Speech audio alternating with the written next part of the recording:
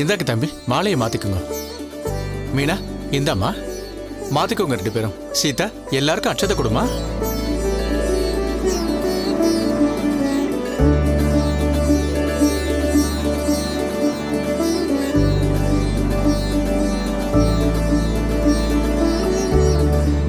அம்மா எடுத்துக்கோமா.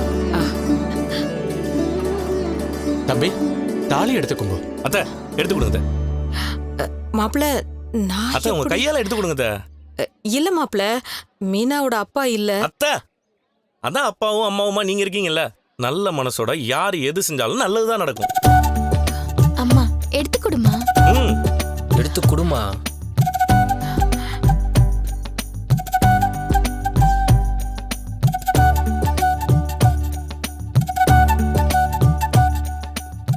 முதல் தடவை தாலி கட்டும்போது அது நிஜமாவே நடந்த மாதிரி எனக்கு தெரியல.